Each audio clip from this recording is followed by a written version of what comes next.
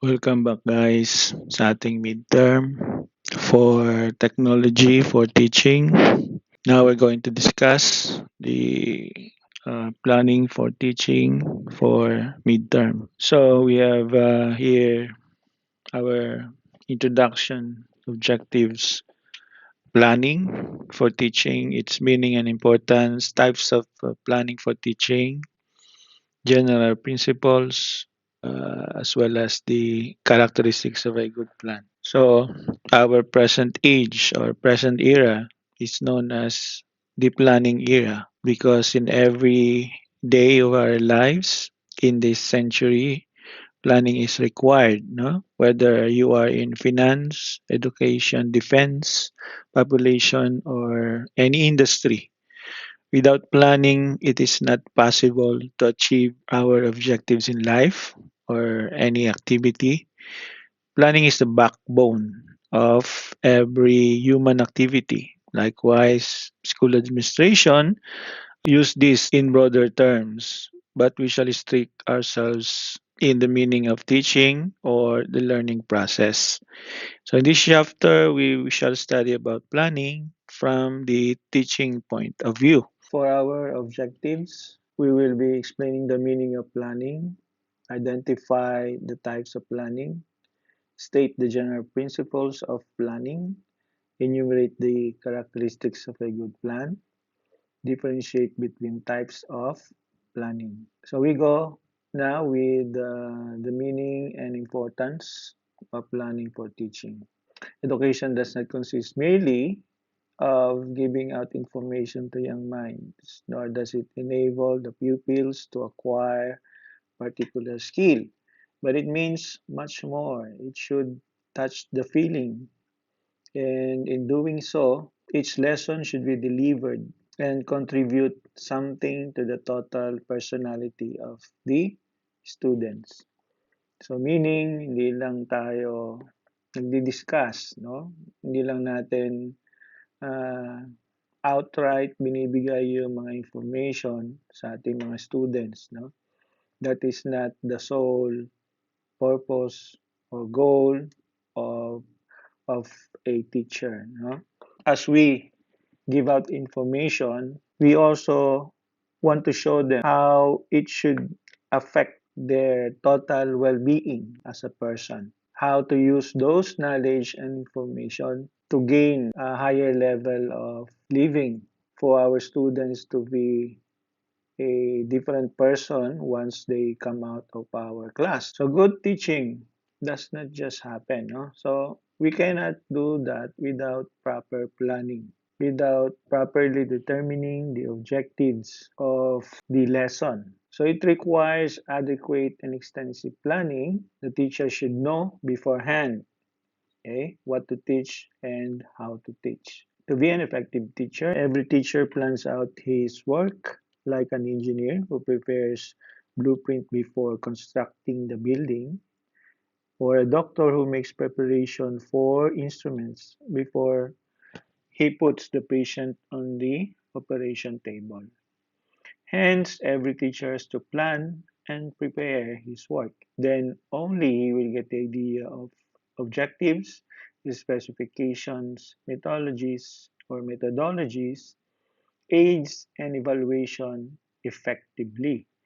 Bagley rightly put it thus: however able and experienced the teacher, he could do never without preliminary preparation, and that is planning. Okay? Planning means teaching outline of the important aspects of teaching that are arranged in the order in which they are to be presented. It may include objectives, points to be made, questions to be asked, reference to materials, assignments. So that's how we define teaching. No? It involves reaching out or defining the outline, the scope, defining the objectives or the topics that may include, and also determining the reference for your materials. We go now with the importance of planning Planning helps the teacher in many ways. Planning helps in defining the objectives of teaching. So sabi natin sa ating prelim lesson, di ba? Planning is also a one of the elements, no? One of the four elements of technology for teaching. Planning helps us to outline, no, the objectives, whether it's for our lesson or for the whole unit. Second, knowing how to achieve the objectives of the teaching before doing his work. Okay, so how? This is the what. Okay, define. So this is the what and this is the how. So how will we achieve the objectives? How will your students learn? Okay, what are the media? What are the audiovisual that you will use? No, the most effective audiovisual or the most effective presentation. Okay? Hindi naman lahat ng lesson ay kailangan ng audiovisual. So you have to determine kung ano yung pinaka-effective na presentation para ma-absorb, no, mabilis ma-absorb ng mga students, no, yung iyong topic. Three, preventing the teacher from wandering away from the subject and wastage of time and energy. Okay, so without planning, without lesson plan, we will talk about that later, but lesson plan is one type of planning. So kung may lesson plan ka, you will never go astray or you will never go wander, from your main topic or main subject because you have right there you can see your objectives. So that is one of the importance of planning. If you don't have a plan, you can be swayed by the different questions raised by your students. And once the students perceive or felt that the teacher has no plan for that topic or for that lesson, if you show your students you don't have plan, then it is not a good example for them. No? Next, helping teacher to mobilize the materials and teaching aids, enabling the teacher to organize learning experiences systematically.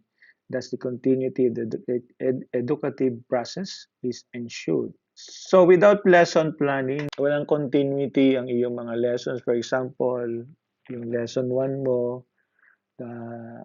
connected ba kay lesson 2, no? Which is discussed on the different day, no?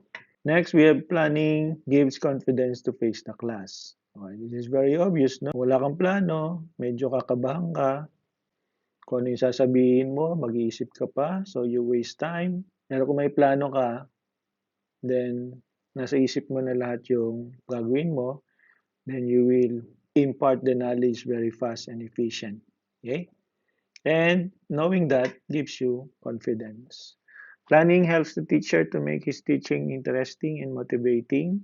Kung may plano ka, mas pag minsan kasi, habang nagpaplano ka, yung mind mo na kukondition, no? Na mag-isip ng no, broader definition, for example, broader topics, no? Broader materials. So pagharap mo sa klase, even though hindi mo naisip yun habang nagpaplano ka, sometimes, no, lumalabas yun, no? So nagkakaroon ka ng spontaneity sa iyong pagtuturo. At yung spontaneity mo, pag nakita yun ng student, they will be interested, no? And they will be motivated. Hindi kasi maganda sa teacher yung makikinig yung students which is very mechanical, no? Na parang minemorize. But if you plan, okay, makukondition yung isip mo na isipin kung ano talaga yung topic. And if the teacher understands his or her topics, okay, then no, spontaneous teaching comes afterwards.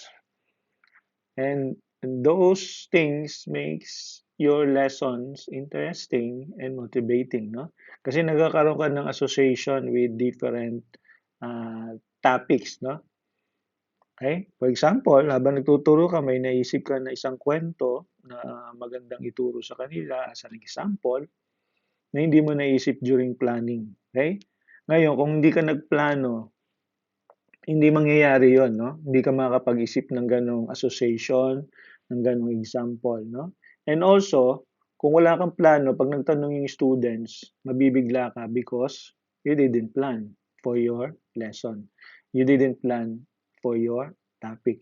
Okay? So, hindi mo ma-anticipate yung mga questions ng students. And if you don't anticipate because you don't have plan, then what you will answer? You will answer, okay, class, dismiss. So, dapat lagi tayong may plano, no? In order for us not only to set as a good example, but also to show that we ourselves are interested in our subject, no?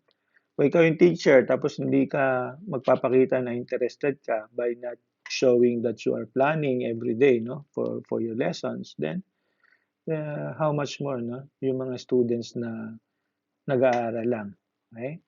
They will not appreciate your subjects if you don't appreciate it yourself. Next, helps the teacher to link the new knowledge with previous knowledge acquired by students, or in relation to the previous, no, na example ko. So, yung association, yung relationship between different knowledges and different topics, hindi mangyayari yon sa loob ng mind ng isang teacher kung hindi niya masyadong na-digest, no, yung kanyang subject. Okay? So, napakalaga yung word na digest. So, parang kinakain natin yung knowledge eh. So, kung teacher ka, halimbawa, nagpapakain ka sa iyong anak, no? Kumain ka ng gulay, mahalaga yan, healthy yan. Tapos hindi ka naman pala kumakain ng gulay, no? So, hindi mo alam kung anong lasa ng gulay kasi hindi ka rin naman kumakain ng gulay, no? So, how much more yung bata na tinuturuan mo, no? Paano siya magiging interested, no? Paano mo siya mamomotivate, okay? So, yung digestion no, ng knowledge, ng information, paano i-digest ng students kung sa sarili mo hindi mo na-digest, no? If you digest well your lesson, then all these knowledges, the relation, the association will become, no? Will show itself, no? During those maybe during those discussion. Okay. Next, helps the teacher to provide for individual differences in pupils. And ibig sabihin nito, nakikita natin yung mga students natin reacting, no, in the on their individual capacity. Okay, we can differentiate because we know our topic, we know our subject very well, and we have planned for it. So we can consider each students, no, as a different a person, no. Each student has different level of absorbing, no, the lesson you are going to discuss. So if you're planning, then you have the time to consider, no, now how many students, no, from your class will be able to digest or will be able to accept or learn or be motivated by the way you plan your presentation or your discussion.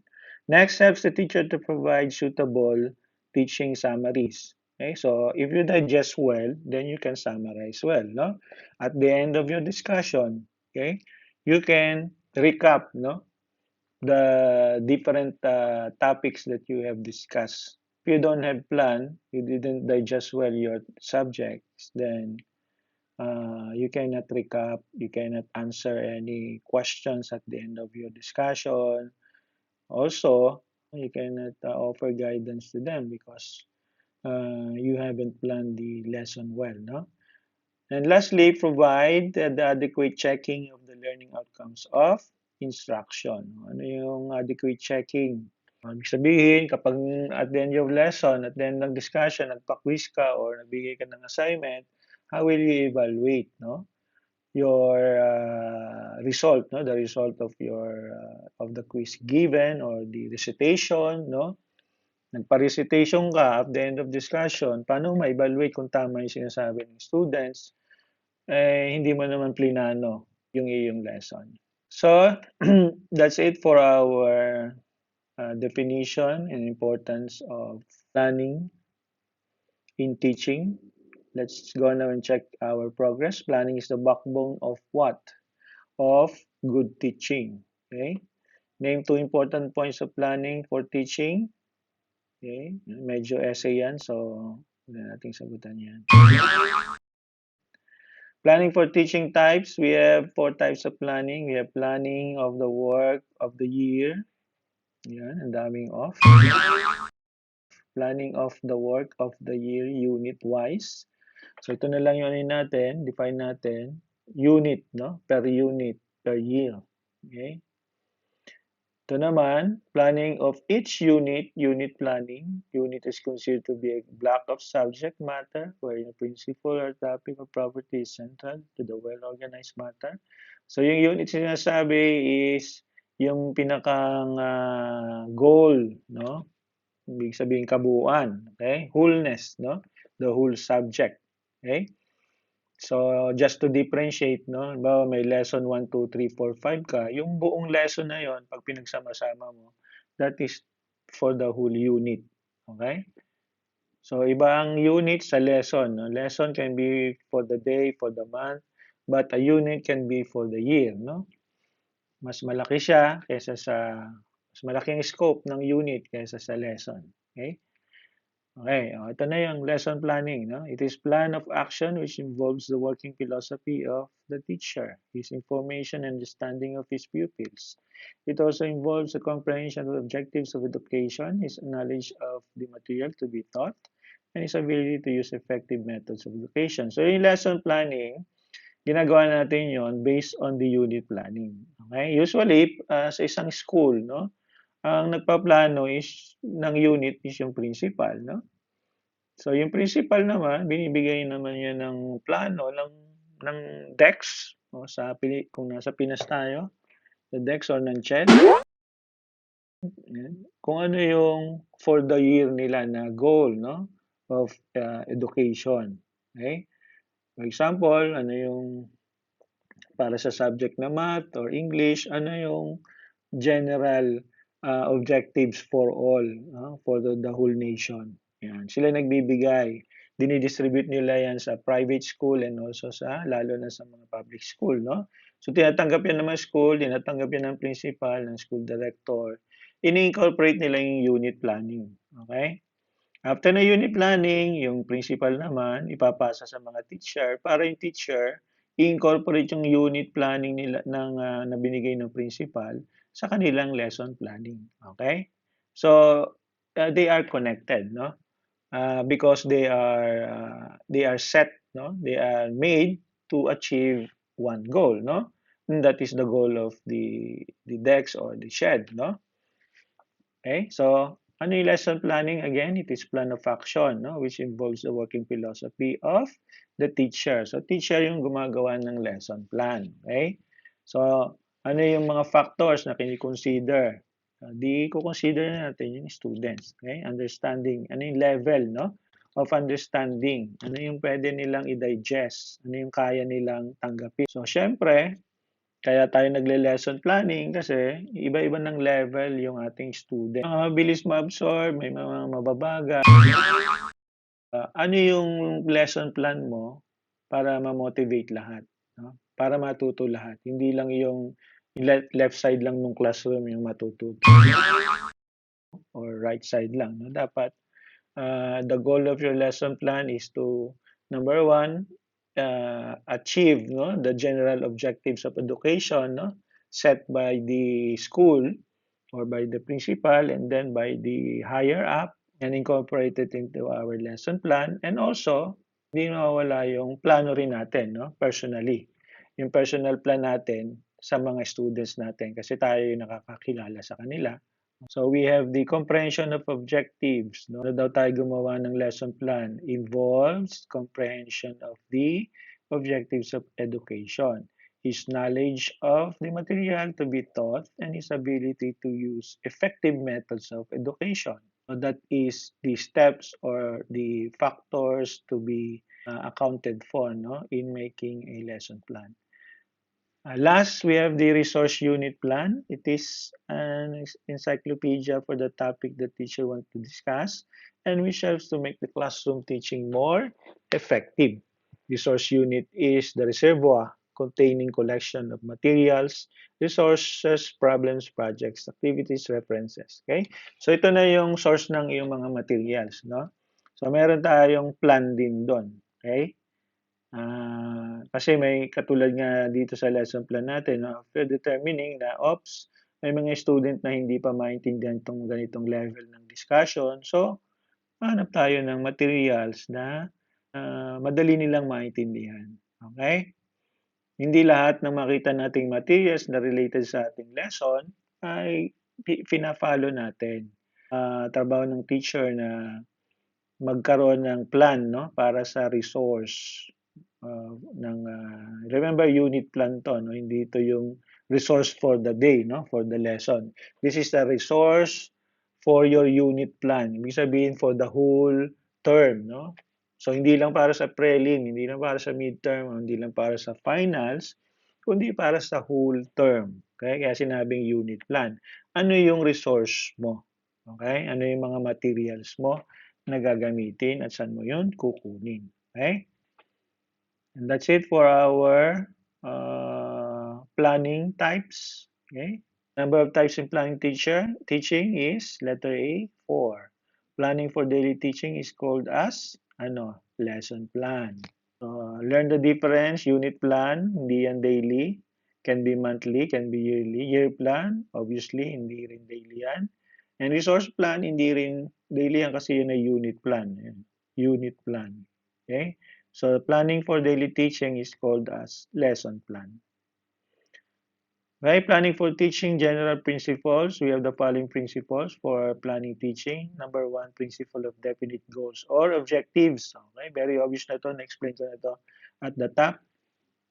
Okay, napakahalaga na sa planning, kailangan mo i-consider yung definite goals, no?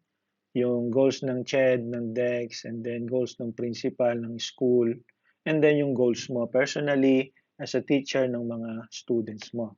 Okay? So, ini-incorporate natin yan sa planning. No? Principle of child-centeredness. Ito na yung personal mo, hindi na kasama. Although kasama din dito yung goal ng ng mga education department, no, or ng school, no.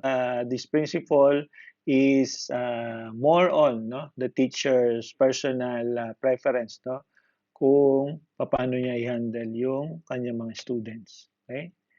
Principle of individual differences, yan kailangan i-consider mo sa iyong plano ang iba't ibang level, no, ng mindset ng iyong students. Principle of linking with life. When we teach, we always relate topic to life. No? So we believe that education, okay, can lift the life of a human being, no, to achieve a meaningful living. Without education, hindi natin ma-achieve yun. Okay? May mga nagsabi na, di ba, nag-aral yan pero ba't ganun lang yung ano nyo, yung yaman niya, no? So hindi naman naka-base yun sa yaman, no? Naka-base always ang education, naka-base sa how do you live your life? Okay? How do you live your life? Kahit wala kang yaman pero nag-aral ka, sure, no? If you are living your life abundantly, happily, handle mo yung mga personal problem mo properly, professionally, then you are considered as educated, no? Pero kung nag-aaral ka nga, but you are living your life as a criminal, hindi natin pwedeng sabihin na educated ka because yung level of life mo is hindi naangkop dun sa education, goal ng education, no? So, when we teach, we always take example from life, no? In order for our students to learn lessons from them. Full of correlation, association. Yun na yung ginagawa natin sa planning, no? Kino-correlate natin, ina-associate natin, or i-mix natin, no? Kini-incorporate natin yung mga different objectives, no? Ng CHED, ng DEX, ng principal, ng school, at ng ating personal objectives as a teacher, no? That is called principle of correlation. Consult courses of the study and grade requirement. Yan. So, syempre, Although minimal lang, no? May kino-consider natin dito sa planning. But this is very obvious, no? Siyempre, kailangan nating i-account 'yon, no? Yung mga grade requirement, no? When planning the lesson or unit, no? Select the best procedures for teaching. Ito yung methodology na sinasabi sa taas kanina. Okay? So that is part of planning. Okay? Tie the present teaching with previous learning. As I've said, okay, dapat yung lesson 1 mo connected sa lesson 2 at syempre yung lesson mo may progression, di ba? Syempre sa lesson 1, very basic muna ituturo mo. Lesson 2, medyo mahirap-hirap na. Lesson 3, medyo patas ng patas yung level, no? So, merong progress, no? Habang guide mo yung students mo into learning, syempre, binibigyan mo sila ng konting challenge. Okay? Hindi yung lesson 1 mo, pareho din ng lesson 2. Okay? Madali din. Lesson 3, ganun din, kahirap or kadali. Okay? So, that is not very motivating, no, dun sa students. Yun yung relationship, no, ng present teaching or current lesson with the previous lesson. Next, include appropriate assignment and supplementary materials for assignment. Yan. Okay. Always, no? Magbigay ng quiz at assignment. Emphasize the main points of interest. That is the whole goal of the main point, no, ng lesson planning. Okay? Para ma-emphasize mo or ma-separate mo yung topic, no, na sa palagay mo ay magiging interesado yung mga students. Arrange learning experiences in logical order that will lead to realization of goals objectives. So, yun yung sinasabi ko kanina, dapat lesson 1 syempre, basic muna, madali. And then lesson 2, medyo mahirap na. Provide adequate summaries. Okay, very obvious yan. Self-explanatory. Should be made flexible. Yan. Ito. Mahalaga. Okay? Kanina, di ba? Hindi maganda sa teacher na mechanical na parang minemorize kanyang sinasabi. Okay? So, don't memorize. Be flexible sa planning. Lesson plan, remember, is only a guide. No? Parang nag-speech ka rin yan. Yung speech mo, hindi mo nang babasahin lahat yon. It's only a guide. No? Dating lang ng oras na ba, nalimutan mo, you can check with your lesson, no? Lesson plan. Dapat ano 'yun, dapat hindi mechanical yung ating execution ng teaching. Very flexible kasi kung mechanical ka, memorize mo, pag dumating yung oras na medyo lumihis ng topic yung students mo nagtanong ng irrelevant, hindi mo ma-account. Be very flexible. No? Kapag medyo lumis kayo ng topic, discuss ka ng konti para lang ma-accommodate mo yung question ng students and then kung flexible ka, balik ka na uli dun sa main point mo, no? And that is the importance of planning, no? Para maging flexible tayo sa ating mga discussion. Next is budgeting time for every teaching experience. Yan. Kung halimbawa, meron kang 1 hour lang. Okay? Kung wala kang planning, wala kang lesson plan, lalampas ka doon eh. Or pwedeng mapaagap ka. Okay? Sabihin students, parang ang bilis ng ating lesson. Kasi wala kang plano. Hindi mo sinet hindi mo binudget, no, yung time. Last, provide means for evaluating the results of teaching. Okay? Ano yung methods natin para ma-evaluate? Quiz, assignment, or oral recitation. Okay? Check our progress. State any 2 general principles of planning for teaching. Yan. Sagutan nyo yan dahil yan ay essay. Characteristic of a good plan. Discussin na natin to. Ano daw ang characteristic ng isang maayos na lesson plan, no? Generally speaking, good planning should be written. It helps in clarifying thoughts and concentration, no? So kung nagplano ka lang sa isip mo, baliwala 'yun, no? Walang kwenta 'yun, walang saysay. Dahil later on malilimutan mo 'yun, no? So it should be written. It should have clear aims and objectives. Yan, explain na yan sa taas. It should divide into number of units. Yan, katulad ng sabi ko, you should have lesson 1, lesson 2, lesson 3, at magkakaiba sila ng level. No? As much as possible, pahirap ng pahirap. Okay? Para merong challenge. Next, it should be flexible. It should be based on philosophy, education, community. Yan, katulad ng sabi ko, you should incorporate the general goals and objectives of the CHED, the DEX, or whatever na educational department, no? Na merong na nagko-control or nagma-manage ng education for the whole nation, no?